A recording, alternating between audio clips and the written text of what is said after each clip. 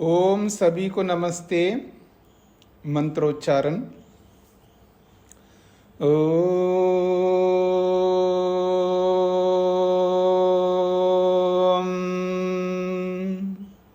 सहनाववतु सहनौ भुनक्तु सह वीर्यं करवावहै तेजस्विनावधीतमस्तु मा विद्विषावहै।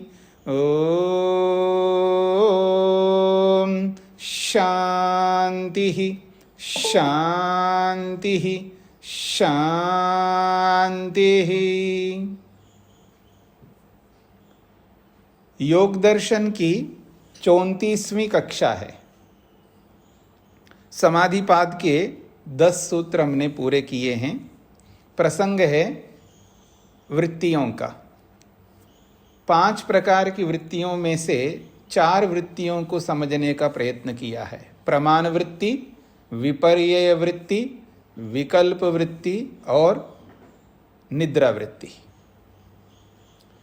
निद्रा वृत्ति में हमें समझना ये है कि निद्रा, उचित निद्रा लेना शरीर के लिए आवश्यक है।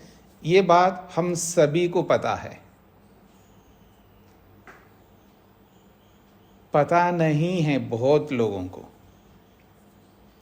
पता है का मतलब ठीक है, गुस्सा नहीं करना चाहिए, पता है, पर इस पता से क्या होगा?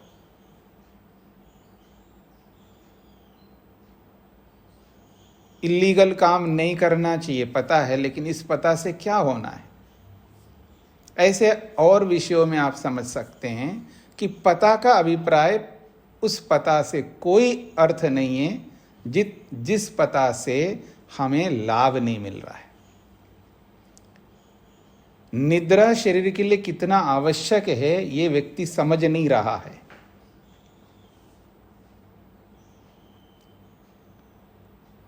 यदि ठीक से निद्रा लेता है तो उसकी आयु बढ़ती है, और ठीक से निद्रा नहीं लेता है तो उसकी आयु घटती है। पर ठीक से निद्रा अपने आप नहीं आ सकती है। दिन भर के हमारे व्यवहार कैसे हो रहे हैं इस पर निर्भर करता है। अब आपको जानना है कि मैं दिन भर के व्यवहार सात्विक होकर के करूं या तामसिक राजसिक होकर के करूं, ये हमें समझना है।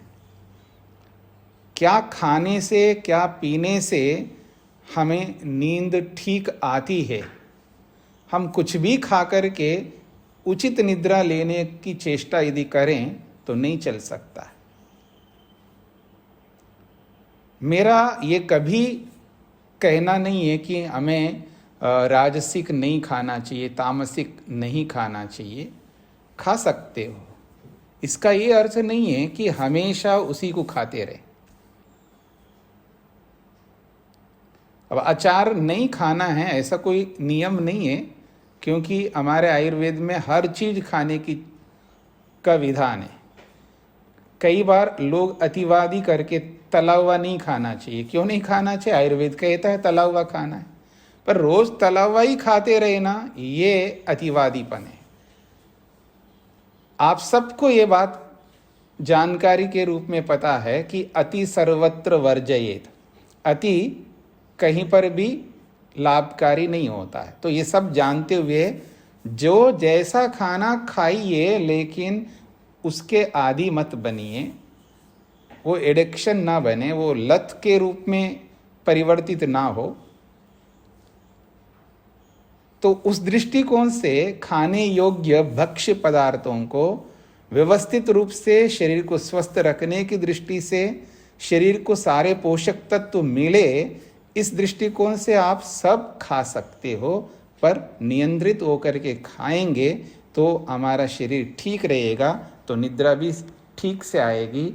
तो उचित निद्रा लेना आवश्यक है, ये सुखदाई है। यदि निद्रा उचित नहीं लेंगे तो आप ध्यान में निद्रा लेते रहेंगे। आदमी पढ़ते समय ही निद्रा की पूर्ति करने लगता है, वैसे नींद नहीं आती आप आदमी को। और जब पढ़ने लगता है तो उसको नींद आती है, और विशेषकर अधिक उम्र वालों को तो सबसे बड़ी समस्या है। बैठे बैठे पता नहीं कितने बार ऊँघ लेते हैं, कितने बार तंद्रा में चले जाते हैं, और उनको जगा के कहते हैं कि नहीं, हम तो नहीं सो रहे हैं, जो हम सुन रहे हैं, बस आंख बंद करके सुन रहे हैं। आप आंख बंद करके क्यों सुन रहे हो? आंख खोल करके सुनो ना।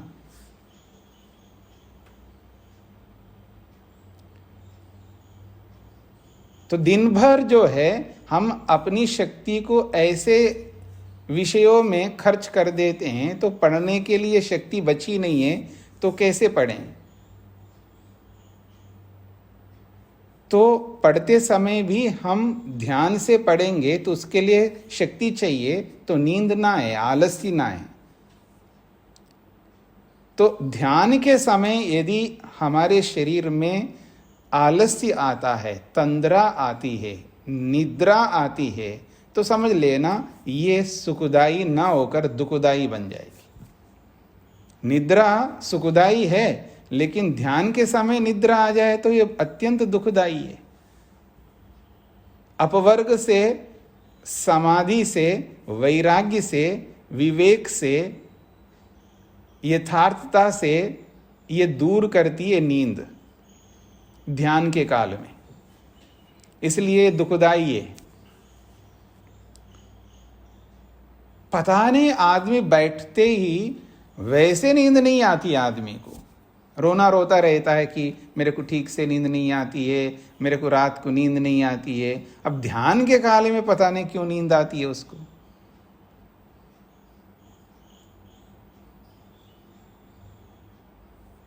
एक ही बेटी हो, शादी हो रही है बेटी की, नींद आती है माँ को? बोलो, शादी के वक्त जब फेरे लग रहे हो तब नींद आएगी माँ को? पता नहीं, आप पता नहीं रात को कब करते होंगे, सब नींद में चले जाते हैं, कोई वहाँ रहता ही नहीं है। लेकिन जो भी उसके निकट के लोग हैं वो सब वहाँ रहते हैं। हमें तो रहना ही है ना, हमारी बेटी है, तब तो नींद नहीं आती है ना। तो क्यों? रुचि है ना।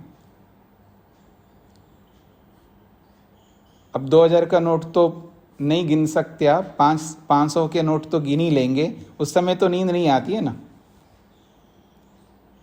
ऑर्नामेंट्स को जब लॉकर में रखना हो या उसकी तैयारी करनी हो, ले जाने की, लाने की, तब तो नींद नहीं आती है ना।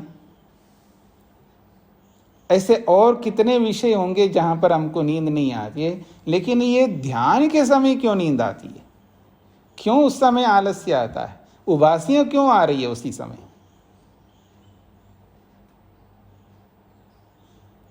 और ऊपर से बोलती रात को नींद आई नहीं, तो फिर उपासना में क्यों बैठ के सो रहे हो? पहले सो जाते। उपासना से पहले सो जाओ।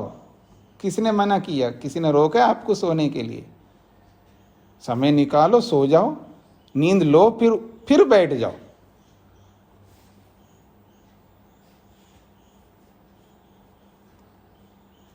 तो ये जो ध्यान है हमारा, उपासना का समय है, उस समय हम नींद नहीं ला सकते।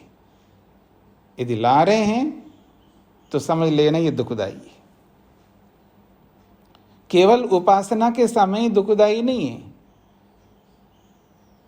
अगर कोई काम के वक्त सोने लगे तो भी दुखदाई है ना। पढ़ाने वाला अध्यापक जो है, स्कूल में जाकर के पढ़ाना छोड़ करके और बैठ के सोने लगे बैठे बैठे, तो तब भी दुखदाई है ना।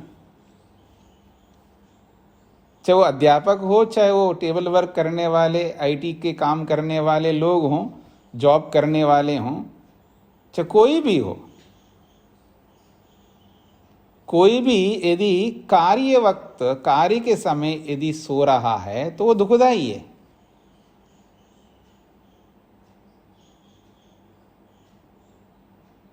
किसी भी कार्य को करते हुए यदि व्यक्ति तंद्रा में, निद्रा में जाता है, वो तो दुखदाई है।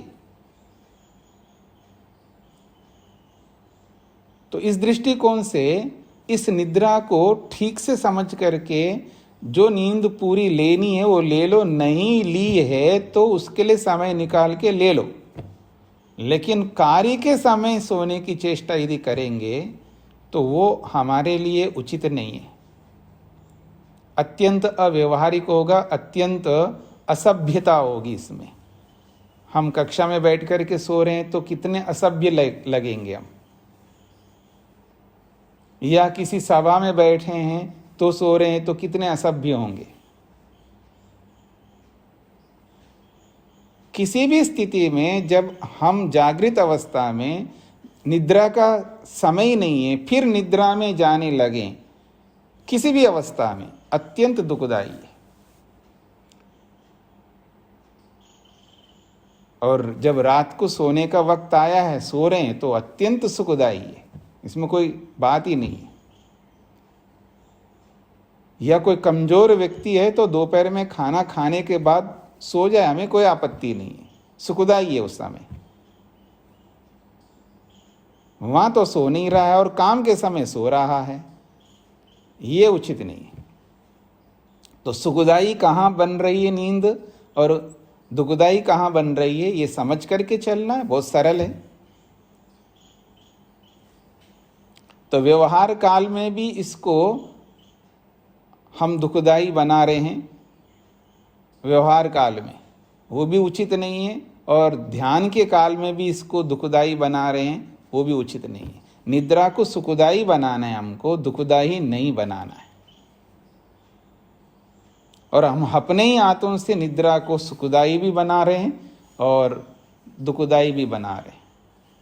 तो ये समझ करके चलना है, तो निद्रा हमारे लिए बहुत उपयोगी होगी। तो अब इस निद्रा से संबंधित किसी कुछ पूछना है, या हम आगे अगली वृत्ति को समझने के लिए आगे बढ़े? किसी का कल का प्रश्न रह गया हो तो पूछ सकते हैं। हाँ जी, शेखर जी। जी, तो निद्रा तमोगुण के कारण है स्वामी जी। तो हम ऐसा सोचें, जब तमोगुण के साथ सत्वगुण उभरा हुआ है तो हम सुखपूर्वक सोते हैं, तो रजोगुण उभरा हुआ है तमोगुण के साथ तो हम दुखी होते हैं, ठीक नींद नहीं आती। और जब दोनों ही गुण सत्व और रजोगुण दब जाए, सिर्फ तमोगुण ही उभरा हुआ है, तो हमें मूर्खता में जाते हैं। ऐसा ठीक है सोचना? हाँ जी, हाँ जी। निद्रा जो आती है वो तमोगुण से ही आती है, लेकिन केवल तमोगुण नहीं हो सकता है ना, तीनों गुण है हमारे में। सत्वगुण भी है, रजोगुण भी है, तमोगुण भी, तीनों गुण हैं। पर निद्रा जब आती है तो उसमें तमोगुण की प्रमुखता होती है, अत्यधिक मात्रा में तमोगुण उभर करके आता है, तब नींद आती है। अब उस तमोगुण के साथ में सहयोगी के रूप में जब सत्वगुण उभरता है तो नींद अच्छी आती है, अथवा सत्वगुण ना उभर करके तमोगुण के सहयोगी के रूप में रजोगुण उभरता है, तब निद्रा में दुख होता है। और सत्वगुण रजोगुण जब दोनों ही नहीं उभर पाए हैं तो फिर तमोगुण की मुख्यता रहेगी वहाँ पर।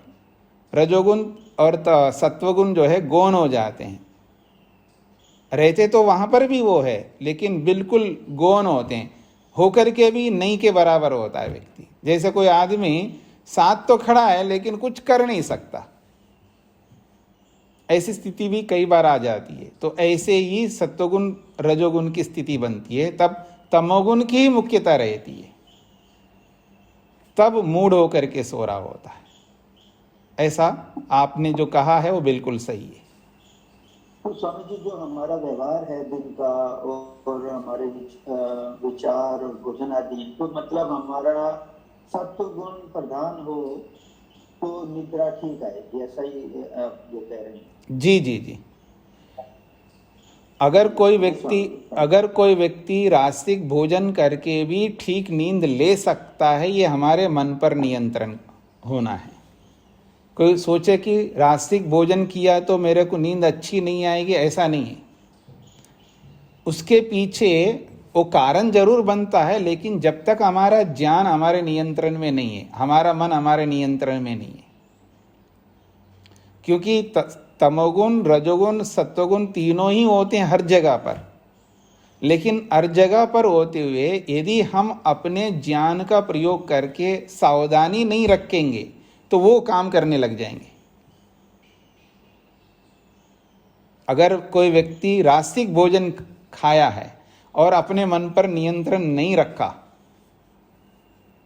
तो जो रासिकता हमने लाई है, कारक बनाए, तो फिर वो रासिकता उभर करके हमें उसी प्रकार की नींद आएगी। अगर हमने सात्विक भोजन भी किया है लेकिन अपने आप पर नियंत्रण नहीं है, आप कितने ही सात्विक भोजन करते रहिए तो भी सात्विक नींद आए कोई जरूरी नहीं है। हाँ, ये याद रखना। कितने साधक लोग हैं सात्विक भोजन करते हैं, वो परेशान होते रहते हैं। वो सहयोगी अवश्य बनते हैं, सात्विकता, राजसिकता और तामसिकता, लेकिन उसके साथ साथ हमारा मनोनियंत्रण और हमारा ज्ञान दोनों काम आते हैं। सर्वाधिक काम जो है हमारी जो मन पर नियंत्रण रखने का जो सामर्थ्य है, वो सामर्थ्य अगर हमारे पास में है और उस सामर्थ्य का हमने उपयोग किया तो हम अपने आप को समन्वय रखते हुए बहुत अच्छे ढंग से सो करके, बहुत अच्छे ढंग से व्यवहार करके अपने लक्ष्य की ओर आगे बढ़ सकेंगे। तो दोनों काम आते हैं कि हमारा नियंत्रण भी वहाँ काम आता है और हमारा ज्ञान भी काम आता है। दोनों ही अगर साथ जुड़ गए हों, नियंत्रण और विवेक, तब हम हर स्थिति में, हम कितने ही रासिक बन करके रहें या कितने ही तामसिक बन करके रहे, यदि मन पर नियंत्रण और विवेक बना रहता है तो हम हमेशा उचित रास्ते में ही चलेंगे।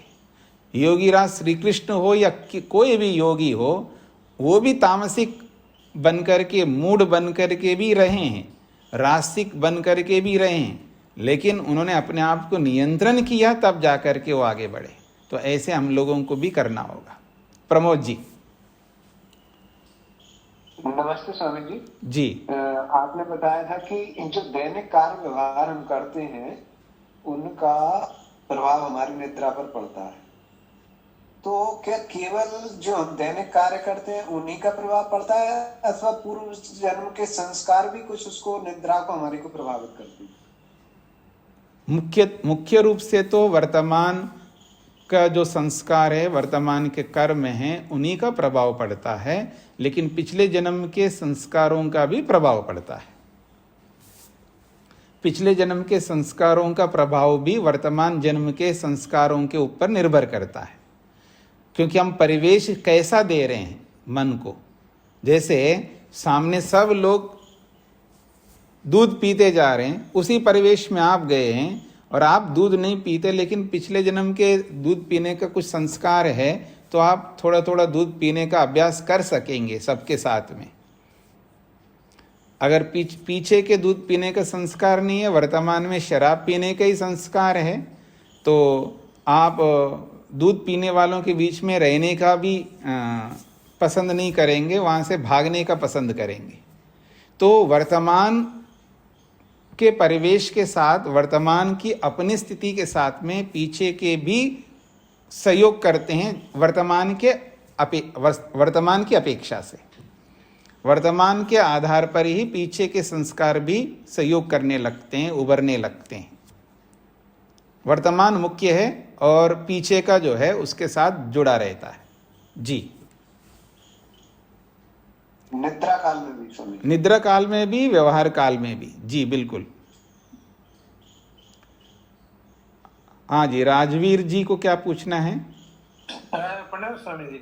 जी स्वामी जी, मेरा प्रश्न ये है कि ये जागृत, स्वप्न और सुषुप्ति अवस्थाएं हैं, क्या ये मन की हैं या आत्मा की हैं?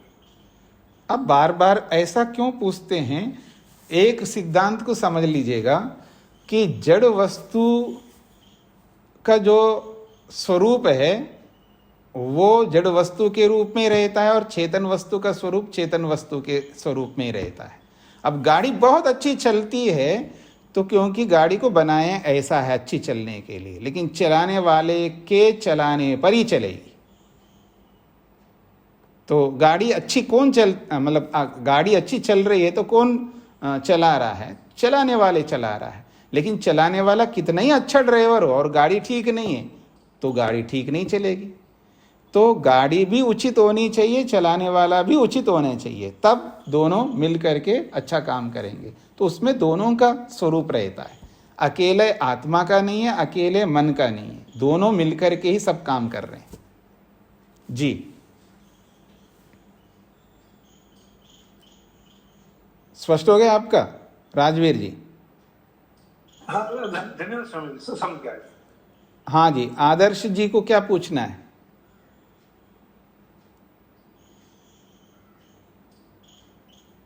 मोहनलाल जी को क्या कहना है? स्वामी जी नमस्ते। जी स्वामी जी रेगुलर उसमें सत्यार्थ प्रकाश में लिखा है कि जीवात्मा जागृत, स्वप्न और सुषुप्ति अवस्था में ईश्वर ने उनके लिए ऐसे स्थान बनाए हैं। तो स्वप्न वो जीवात्मा सोता भी है जी। तो आपको पूछना क्या है इसमें? यही पूछना है कि जीवात्मा सोता है और कब सोता है। ऐसा है, इसको समझने का प्रयत्न करिएगा। जीवात्मा सोता है का मतलब क्या समझ रहे हैं? वो एक मोटा स्वरूप है, जीवात्मा सोता है तो आज ही सोता है, और उस सोने का अर्थ तो स्पष्ट कर ही रहे हैं। जब शरीर थक जाता है दिन भर के कामों को करते हुए, तो वो सोएगा, उसको सुलाना पड़ता है। पंखा सुबह से लेकर शाम तक चल रहा है, तो हम क्या करते हैं? हम लोग उसको रोकते नहीं, रोकते उसको तो रोक देते हैं। अब पंखा स्वयं रुका है या हमने रोका है?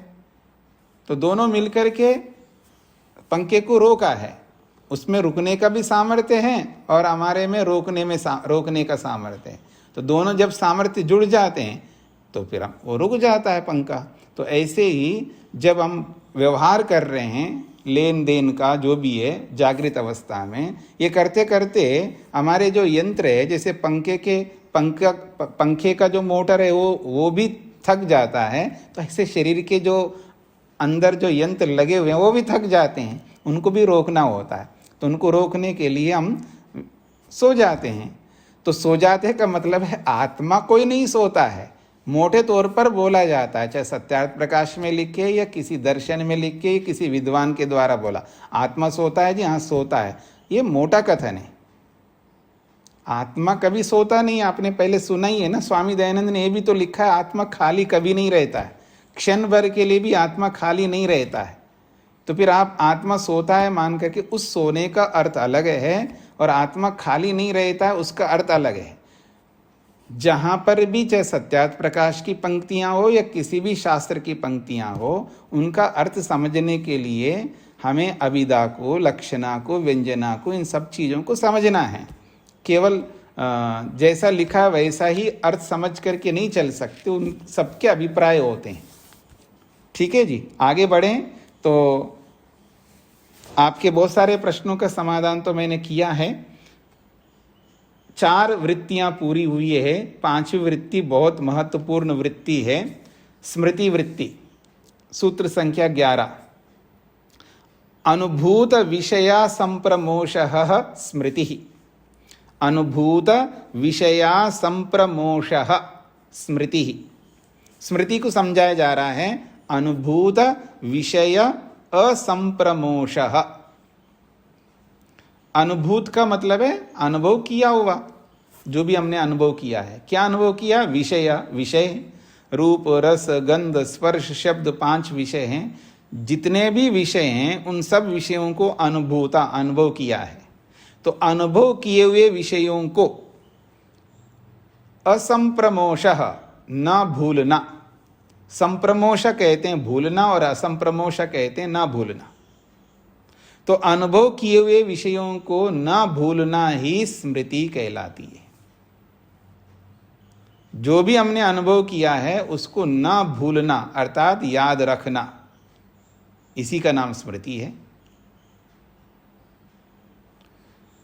अच्छा, मनुष्य की स्थिति देखिएगा, जिसको याद रखना है वो बिल्कुल नहीं रखता, और जिसको याद नहीं रखना वो उसी को याद रखता है। उल्टा चलता है। वो सुना है ना आपने, चौधरी और चौधरायन का उदाहरण। तो आदमी हमेशा उल्टा चलता है। याद रखना चाहिए जिसको, वो बिल्कुल याद नहीं रखता, भुला के रखता है, और जिसको नहीं याद रखना वो याद करके रखता है। ठीक है जी। तो कह रहे हैं अनुभूत विषय असंप्रमोषा, अनुभव किए हुए विषय, चाहे वो कोई भी अनुभव हमने किया है, पांचों विषयों में कोई भी विषय का हमने अनुभव किया है, चाहे वो प्रत्यक्ष विषय है या अनुमान वाला विषय है या वो शाब्दिक वाला विषय है, किसी भी प्रकार का विषय हो, वो प्रमाण वृत्ति का हो या विपर्य वृत्ति का हो या विकल्प वृत्ति का हो, वो निद्रा की वृत्ति का हो, क्योंकि इससे पहले 4 वृत्तियां हैं। इन चारों वृत्तियों से संबंधित विषय, सारा जीवन ही इसी में आ रहा है, सब कुछ आ रहा है, कुछ भी नहीं बच रहा है। तो जो भी हमने अनुभव किया है, किसी भी रूप में अनुभव किया है, उनको ना भूलना, इसी का नाम स्मृति है। और इसको ना भूलना स्मृति जो है, ये बखूबी से हमको आता है। हम बहुत कुछ याद रखते हैं। वैसे रोना रोता है आदमी, मेरे को याद ही नहीं रहता है जी, क्या करूं जी, मेरे को याद नहीं रहता है, ऐसा रोना रोता रहता है। और उसको बिठा दो ध्यान में, वो सब याद करता है, पता नहीं कहां कहां से ले आता है, और बोलता है याद ही नहीं रहता है ना जी। अजीब आदमी है, उसको इतना याद रहता, इतना याद रहता, पता नहीं किस किस को याद करके रखा है। उसकी स्मृति इतनी अच्छी काम करती है, इतनी अच्छी काम करती है, बस पूछिएगा मत। और ऊपर से रोता रहता है कि मेरे को याद ही नहीं रहता है। ये वो आदमी है जो एक बगल में पैसा दबा के रखा है, खूब पैसा है, लेकिन बोल रहा है मेरे पास पैसा ही नहीं है। ऐसा ही है ये जो स्मृति है, एक ऐसी स्मृति है, इतना याद करने में वो एक्सपर्ट कुशल आदमी है, इतना याद रखता, इतना याद रखता, पता नहीं क्या क्या याद रखता है। और एक ओर से रोता रहता है कि मेरे को याद ही नहीं रहता है। देखो जी, अभी तो आपको बोला, यही भूल गया, आपको कुछ दिया था भूल गया। ऐसी ऐसी चीजों को भूलता जा रहा है। अच्छा ये है ना, भूल गया, उसको भूलना कोई बड़ी बात नहीं, भूलते जाओ ना। अभी इनको खाना दिया फिर भूल गई, तो भूल गई तो कोई बात नहीं, दोबारा दे देना। इनको भूलने से कोई लाभ नहीं है, और याद रखने में भी कोई लाभ नहीं है। तो इनके बारे में क्या सोचना है? हमको उसके बारे में सोचना है जिसको हमको याद रखना है, वो याद नहीं रख पा रहा हूं, और जिनको याद नहीं रखना है उसको याद रख रहा हूं, उसके बारे में सोचना है। पता नहीं क्या क्या ले आते मन के अंदर। और तो और वैसे याद नहीं आता है, लेकिन ध्यान के समय सब याद आ जाता है उसको। तो इसलिए यहां पर बोला जा रहा है, ये जितनी भी स्मृति है, जितना भी हम याद करते हैं, ये अत्यंत हानिकारक है। कब? ध्यान के काल में। और व्यवहार काल में तो लाभकारक है, आपको याद रखना ही पड़ेगा, नहीं तो मुश्किल हो जाएगा। इसको इतना पैसा दिया, अगर आप भूल जाओगे तो आप व्यवहार कैसे कर पाओगे? उससे लेना भी है ना आपको। और कुछ माताएं ऐसी भी होती हैं, वो लिखती नहीं है लेकिन सब याद रखती हैं। उसको शगुन में इतना दिया, उसको वो दे दिया, उसको वो दे दिया, ये भी दिया, इतने बार दिया, ये पता नहीं, पूरा चिट्ठा ही खोल के रखती है, वो सब याद रखती है। लेकिन कल क्या पढ़ाया था वो बिल्कुल याद नहीं रखती है ना। तो कोई शगुन के बारे में याद रखेगी या याद रखेगा, कोई नोटों को याद रखेगा, कोई जमीन को याद रखेगा, कोई जिसकी जैसा जिसकी रुचि होती है। सबकी अलग अलग रुचियां हैं, और जिन जिन में रुचि है उन्हीं को तो याद रखेंगे, जिनमें रुचि नहीं है तो उनको क्यों याद रखेंगे।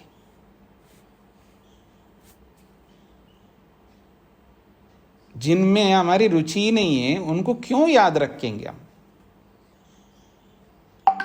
तो सही चल रहा है, आप सही चल रहे हैं, आप सब लोग सही चल रहे हैं।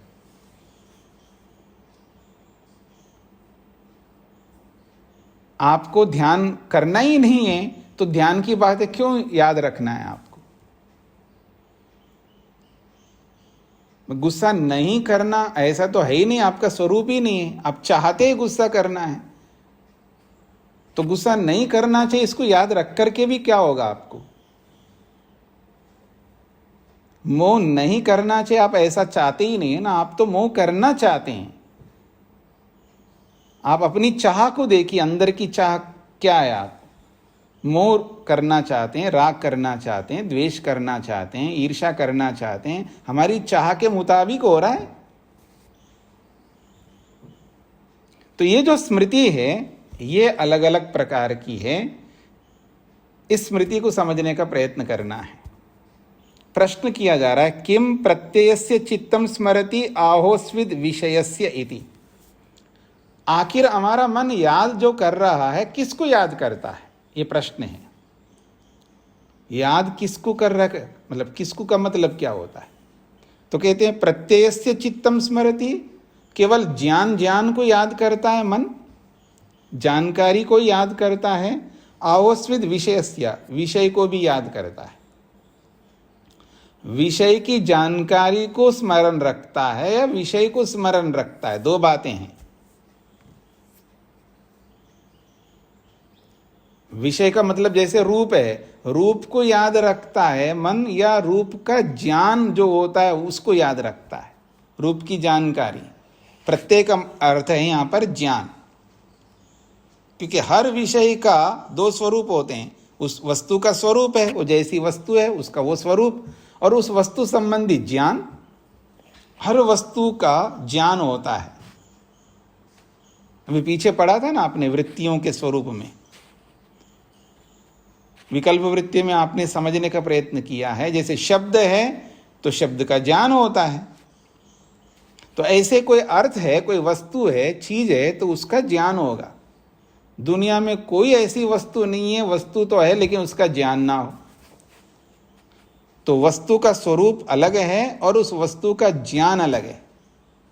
तो प्रश्नकर्ता प्रश्न कर रहा है, जब याद आता है, स्मरण आता है, वो स्मरण किसका आता है? ज्ञान का स्मरण आता है या उस वस्तु का स्मरण आता है? यह प्रश्नकर्ता का प्रश्न है। तो किम प्रत्ययस्य चित्तम स्मरति, क्या चित्तम मन प्रत्ययस्य स्मरति, ज्ञान का स्मरण करता है? आहोस्वित अथवा विषयस्य, विषय का स्मरण करता है? ये प्रश्न किया है। तो अभी उत्तर दे रहे हैं, समझा रहे हैं। ग्राह्य उपरक्तः प्रत्ययो ग्राह्य ग्रहण उभयाकार निर्भासः तज्जातीयकम संस्कारम आरभते। पहले जिसको हम याद करते हैं तो किसको याद करते हैं उसके स्वरूप को बताया जा रहा है। मेरे को याद करना है, माँ को याद करना है, माँ को बेटे को याद करना है, पति को पत्नी को याद करना है, या किसी को भी जो भी याद करना है। तो क्या याद करते हैं हम? जिसको हम याद करते हैं उसका क्या स्वरूप है, पहले उसके स्वरूप को समझा रहे हैं। ग्राह्य उपरक्तः प्रत्यय, ग्राह्य कहते हैं ग्रहण करने योग्य वस्तु। शब्दों को भी समझना है, क्योंकि ऐसे शब्द बार बार आते हैं तो शब्द बोलते ही उसका अर्थ समझ में आ जाएगा। पहले शब्द को समझो, उसके स्वरूप को समझो। ग्राह्य कहते हैं ग्रहण करने योग्य वस्तु, वस्तु को ग्राह्य कहते हैं। और उस वस्तु की जो जानकारी है उसको ग्रहण कहते हैं। ये शब्द है, शब्दों का अर्थ बता रहा हूं मैं आपको, क्योंकि कोई शब्द है तो उसका कोई ना कोई तो अर्थ होगा ना जी। तो ऐसे ही ग्राह्य का अर्थ है ग्रहण करने योग्य, अर्थात जानने योग्य। कौन? वस्तु। तो जानने योग्य वस्तु को ग्राह्य कहते हैं। और उस वस्तु का जो ज्ञान है उसको ग्रहण कहते हैं।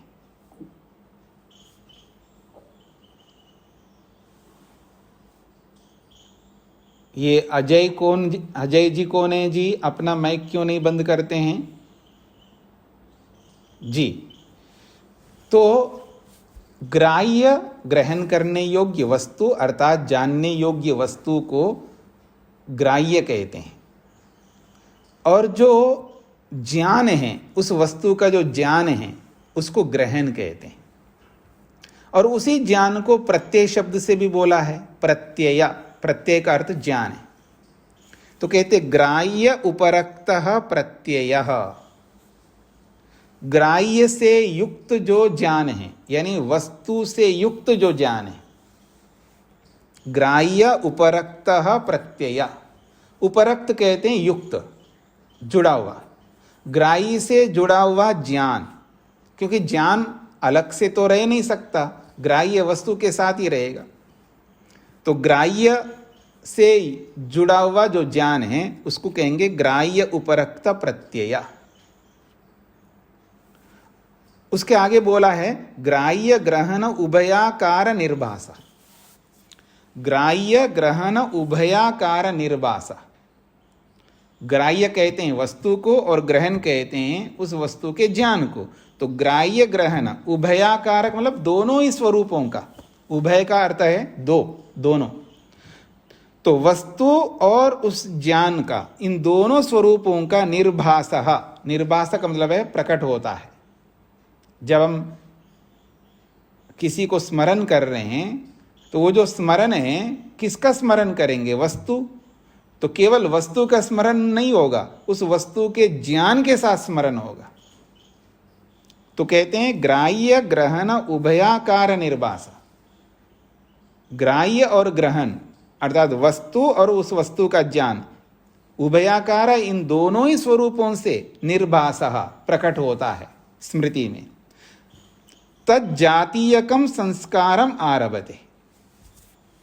तज्जातीयकम उसी जाति का अर्थात ग्राह्य वस्तु, वस्तु है तो वस्तु के रूप में और ज्ञान है तो ज्ञान के रूप में। तो वस्तु और ज्ञान उन्हीं के स्वरूप में एक संस्कार आरभते प्रकट होता है, छपता है मन के अंदर। जब किसी भी वस्तु को हम देखते हैं तो वस्तु हो गई ग्राह्य और उस वस्तु का जो ज्ञान हुआ है वो ग्रहण। जब वस्तु को हम देखते हैं यानी प्रत्यक्ष करते हैं, अनुभव करते हैं, तो उस वस्तु का संस्कार और उस वस्तु के ज्ञान का संस्कार दोनों मन पर अंकित होता है। उसको कहा यहां पर ग्राह्य ग्रहण उभयाकार निर्भाषा। तो तज्जातीय कम संस्कारम आरभते, वो जैसे हैं उसी जाति के, यानी ग्राह्य है, वस्तु है तो वस्तु का ही संस्कार होगा और उस वस्तु का ज्ञान है तो उस वस्तु के ज्ञान का संस्कार होगा। दोनों प्रकार के संस्कार आरभते, मन जो है आरंभ करता है, अर्थात मन में वो संस्कार पड़ता है जब उस वस्तु को हम देख रहे होते हैं। ससंस्कार, और वो जो संस्कार पड़ा है मन के अंदर, ससंस्कारः स्वव्यंजक अंजना। व्यंजक अंजना ये दोनों शब्द पारिभाषिक है। व्यंजक का मतलब है कारण और अंजन का मतलब है कार्य, कार्य कारण। तो जो संस्कार है उस संस्कार को उत्पन्न कराने का जो भी कारण है उसको कहेंगे स्वव्यंजक। व्यंजक कहते हैं अपने व्यंजक, अपने उद्बोधक कारक। क्योंकि किसी भी वस्तु को हम देखते ही हमको जो याद आता है, जो भी स्मरण आता है किसी भी वस्तु को देखने से, तो वो स्मरण यूं नहीं आता है, उस स्मरण को कराने का कोई कारक बनता है, मतलब कोई रीजन बनता है। यूं किसी को हम याद नहीं करते हैं, उसको याद करने के पीछे कोई ना कोई कारण होता है जिससे हमको याद आ रहा होता है। तो वो जो कारण है, स्मरण कराने का जो कारण है, उसको कह रहे हैं यहाँ पर स्वव्यंजका, अपने उद्बोधक कारण। और अंजना का मतलब है जो उद्बुद्ध होने वाला संस्कार। तो संस्कार कार्य है और संस्कार को प्रकट कराने वाला जो भी कारण होगा वो है यहाँ पर व्यंजक। तो एक है कारण और एक है कार्य। तो अपने कारण से कार्य प्रकट होता है। तो स्वव्यंजक अंजन, अपने उद्बोधक कारण से प्रकट होता हुआ वो संस्कार। तदाकारमेव, तदाकारमेव का मतलब है वो वस्तु जैसा है उसी रूप में। कैसा है जी वो वस्तु? ग्राह्य के रूप में है और ग्रहण के रूप में है। तो ग्राह्य ग्रहण उभयात्मिकाम, जैसी वो वस्तु है उसी वस्तु के स्वरूप में और उसी वस्तु के ज्ञान के स्वरूप में, उभयात्मिकाम दोनों प्रकार की स्मृतिम, स्मृति को जनयति, प्रकट करता है वो। जब किसी भी वस्तु को हम देखते हैं तो उस वस्तु को देखने पर उस वस्तु का संस्कार मन पर पड़ता है। तो वस्तु का स्वरूप जैसा है उस रूप में भी उस वस्तु का संस्कार मन पर पड़ता है। फिर उस वस्तु संबंधी जैसा ज्ञान है वैसा ज्ञान का भी संस्कार मन पर पड़ता है। तो दो दो संस्कार पड़ते हैं मन पर, वो मन पर संस्कार पड़ गए। अब मन के अंदर ऐसे ही न जाने कितनी वस्तुओं के संस्कार है, जड़ के और चेतन के। अब वो संस्कार मन पर है। अब मन पर वो संस्कार होते हुए भी हमको सबका स्मरण नहीं होता है। किसी संस्कार को स्मरण कराने का जब कारण आ जाता है, उस कारण के आते ही और मन पर विद्यमान जो संस्कार है वो उभर करके आ जाता है। जैसे गोलगप्पे खाने का संस्कार है, बरसात हो रही जी, तो बरसात को देखते ही पकोड़े का स्मरण आ जाएगा किसी को, ठीक है जी, या कुछ भी याद आ सकता है। तो एक ऐसा कोई कारण आ जाना चाहिए। तो स्वव्यंजक का, उसको उद्बुद्ध कराने वाला कोई कारण होगा। जो भी संस्कार हमारे मन पर पड़े हुए हैं उन संस्कारों को उभारने का कोई ना कोई कारण आ जाएगा। उसी कारण से वो संस्कार उभर के आते हैं। तो जब वो संस्कार उभर के आता है तो वो संस्कार किस रूप में आएगा? एक तो वस्तु के स्वरूप में और उसके ज्ञान के स्वरूप में, दोनों का संस्कार हमारे मन पर पड़ा हुआ है। वस्तु के स्वरूप में भी संस्कार पड़ा है और उसका ज्ञान के रूप में भी संस्कार पड़ा हुआ है। तो दोनों स्वरूपों में ही हमको स्मरण आ जाता है, ये कहना चाह रहे हैं। तो ग्राह्य ग्रहण उभयात्मिकाम स्मृतिम, ग्राह्य यानी वस्तु और ग्रहण और ज्ञान, तो वस्तु और उस वस्तु के ज्ञान के रूप में दोनों की स्मृति हमको आती है। मन के अंदर वो जो संस्कार पड़े हैं, दुनिया भर के संस्कार पड़े हैं, लेकिन उसी संस्कार के साथ हमारा कनेक्शन होता है जिसको हमें याद करना होता है। अब वो जो उस संस्कार के साथ कनेक्शन जो हो रहा है वो किसी न किसी कारण से होता है।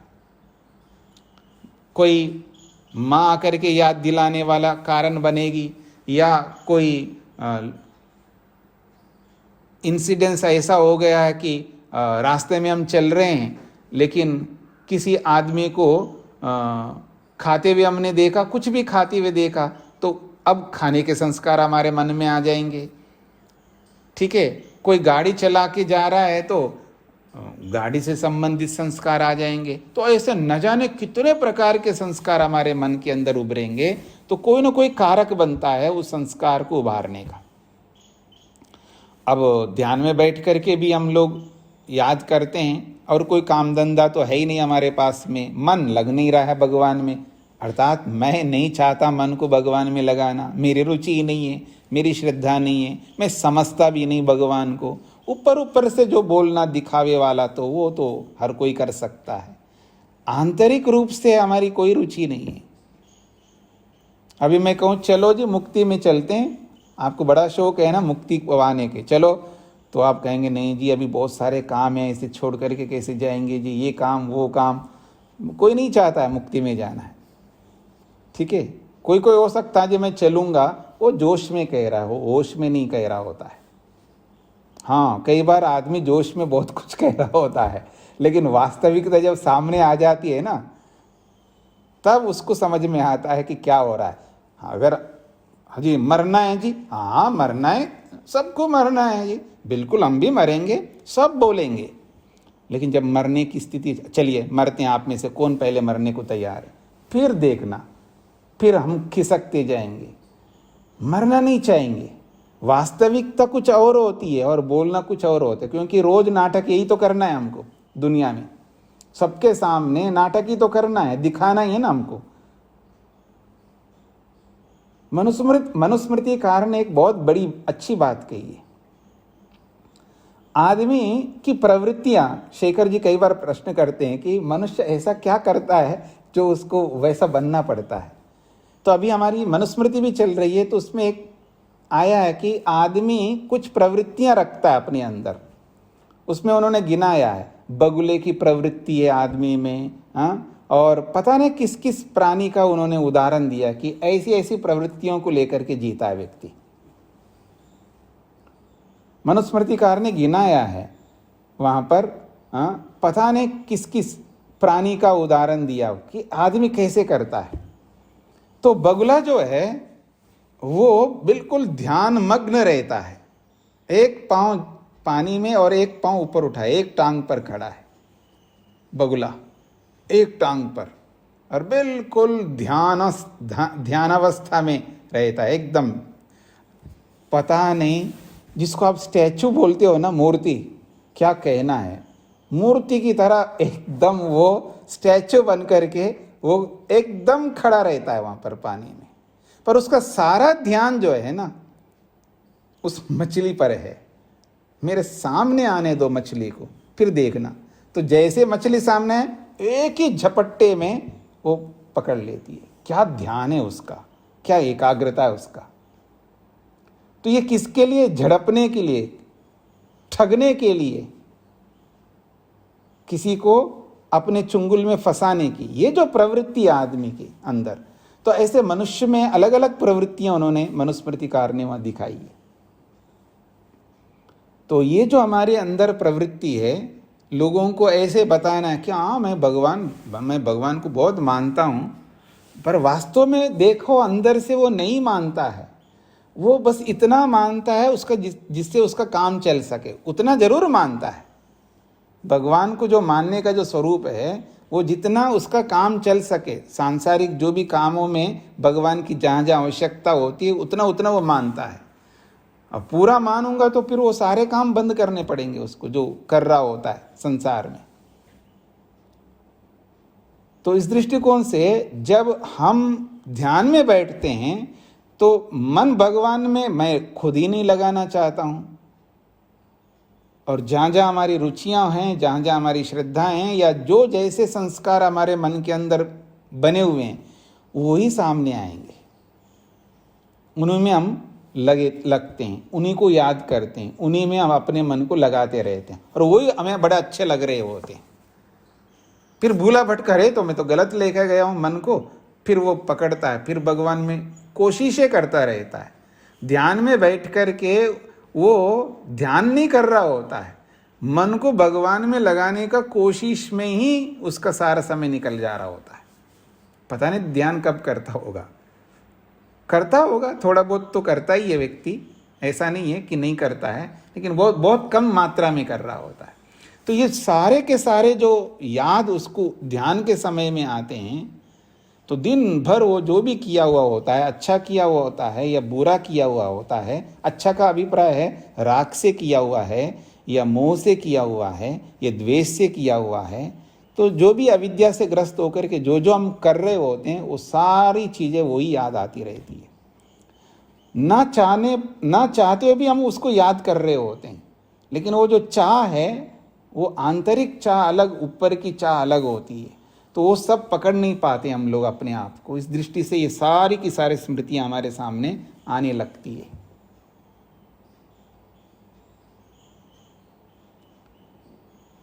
बंदूक दिखा दे ना आपको, मतलब वास्तव रियल बंदूक, और सामने वाला कौन है? मारने वाला, वो देखता नहीं है, उसको कोई धर्म कर्म नहीं जानता, वो बस यही जानता है कि मारो। जैसे टेररिस्ट होते हैं, आतंकवादी होते हैं, और उनके चुंगल में हम फंस गए हम सब, और वो धड़ धड़ धड़ धड़ धड़ मारता जा रहा, और हमारी बारी आई हमारे सामने, तब हम याद करेंगे। तो वहां कोई ऑप्शन नहीं है ना, विकल्प नहीं है, अब मरने की बारी आ रही है मेरी, तब हमको भगवान याद आता है, तब बिल्कुल मन लगता है भगवान में।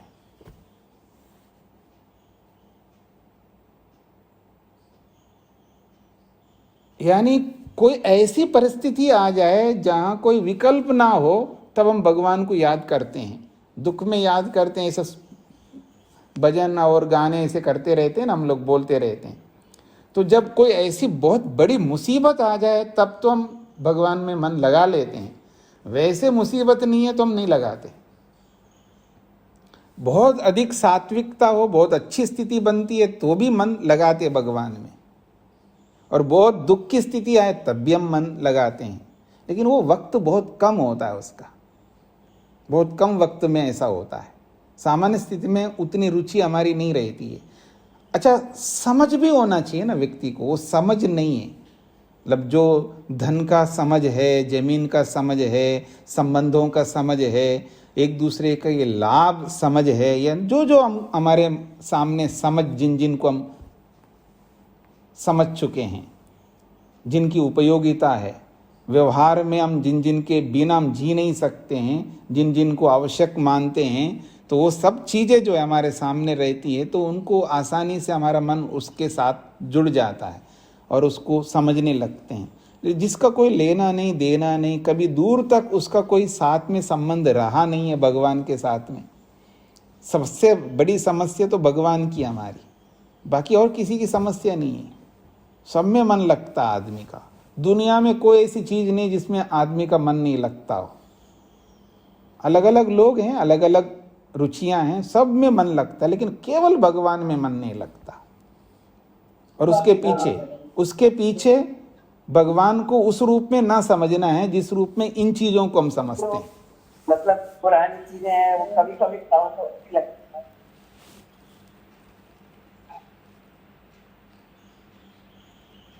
तो नया बताइए डाल दिया, डाली तो बना लेते हैं, तो वो तो वनीला का पाउच।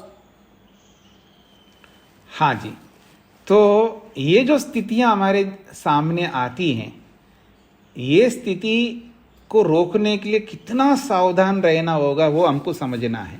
तो यहाँ पर देखिएगा जो बात कही जा रही है, जो संस्कार हम बना रहे होते हैं, तो वो दो प्रकार के संस्कार बनते हैं, ये बात कही गई यहाँ पर।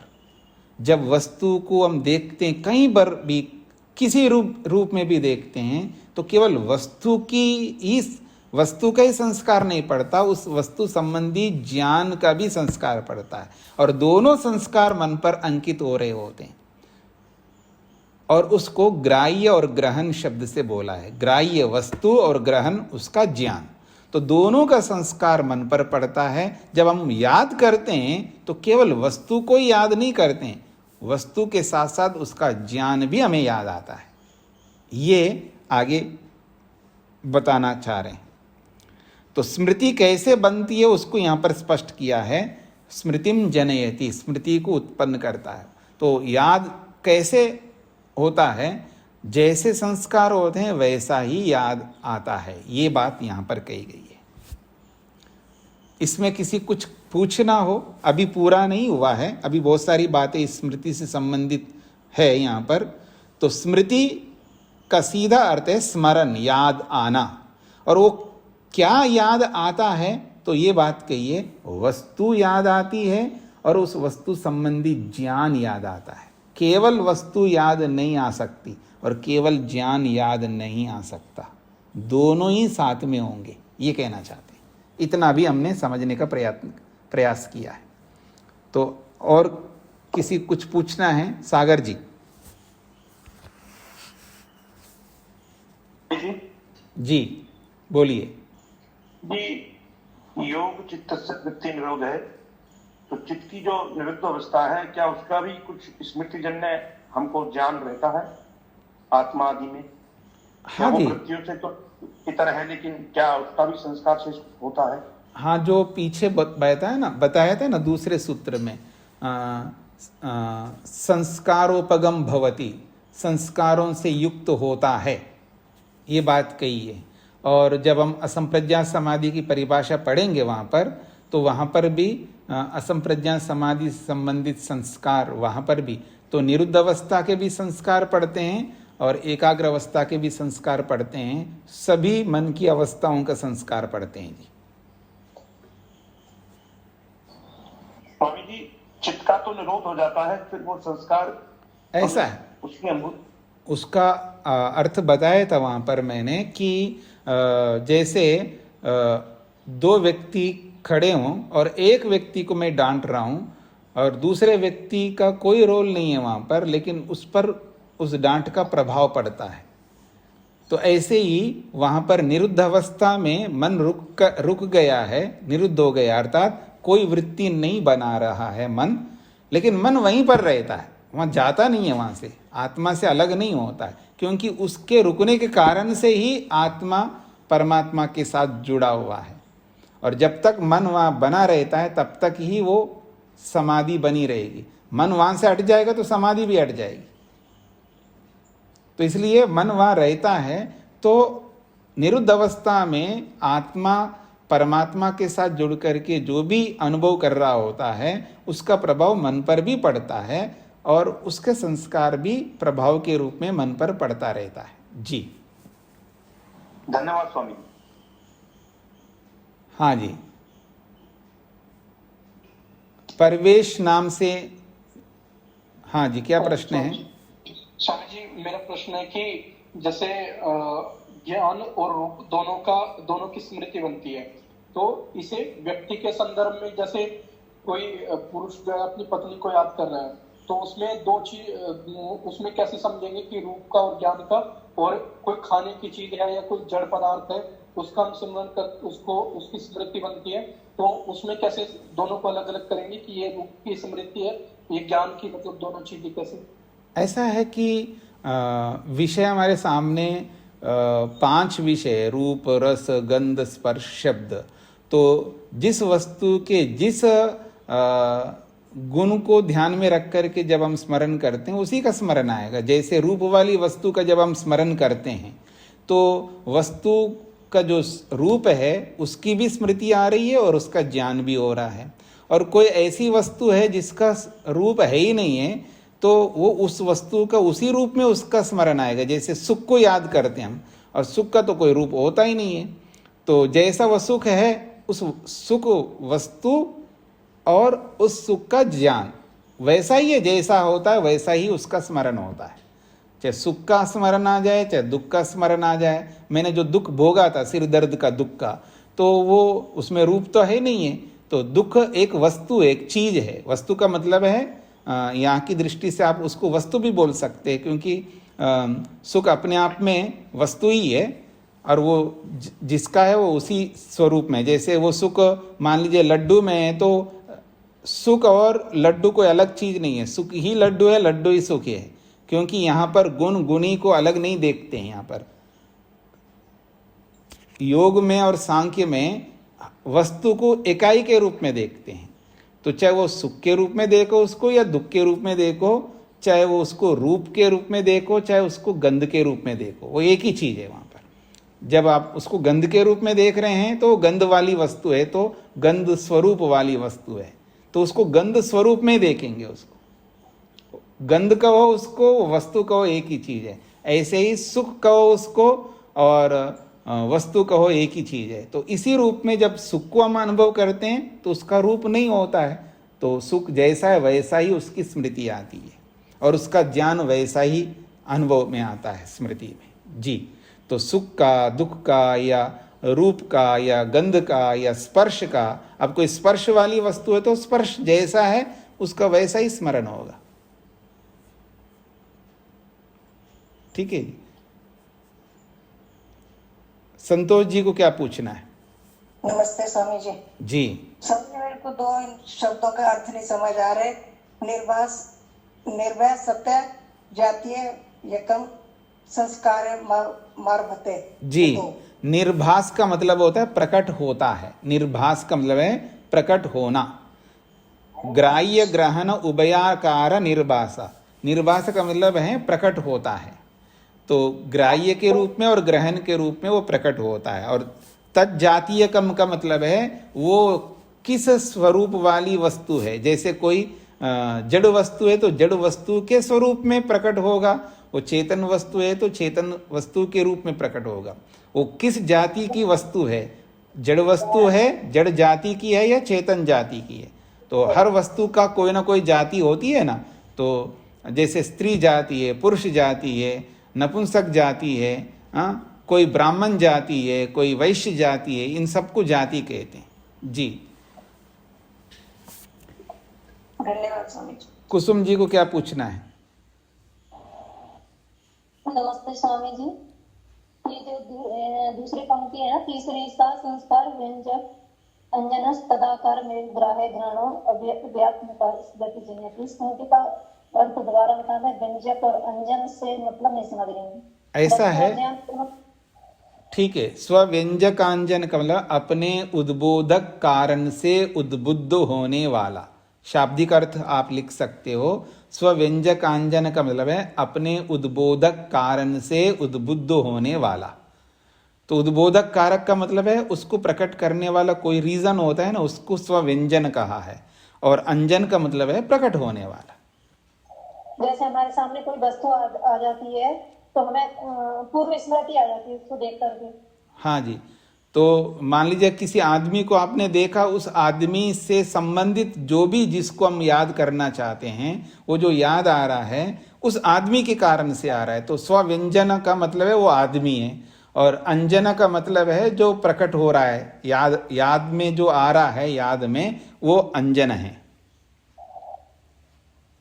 याद के रूप में जो आ रहा है वो अंजन है, और स्वव्यंजक का मतलब है वो आदमी जो प्रकट कराने वाला है, उसके कारण से वो प्रकट हो रहा है, वो याद आ रहा है। ऐसा अपने उद्बोधक कारण से जो उद्बुद्ध होता है उसको स्वव्यंजकांजन कहते हैं। तदाकार में का मतलब वो जिस रूप में है उसी रूप में वो प्रकट होता है स्मृति में। जैसे संस्कार बनाया उसी संस्कार के रूप में ही प्रकट होता है। लड्डू का संस्कार है तो बर्फी के रूप में प्रकट तो नहीं होगा। तो तदाकारम का मतलब जिस स्वरूप में उसका संस्कार बना हुआ है उसी स्वरूप में वो प्रकट होता है। ये इसका अभिप्राय है। धन्यवाद जी, तो बाकी आपके और जो प्रश्न आपने खड़ा किया है वो कल पूछ लीजिएगा, क्योंकि इस प्रसंग को हम आगे और बढ़ाएंगे, इसको और पढ़ेंगे स्मृति को लेकर के। तो और भी आपके सामने नई नई बातें आएंगी। कुछ और यहाँ पर लिखा हुआ है, वो बहुत महत्वपूर्ण बातें लिखी हुई है, इनको भी समझेंगे आगे। तो इतना ही रखते हैं आज। ओम शांति शांति शांति ही।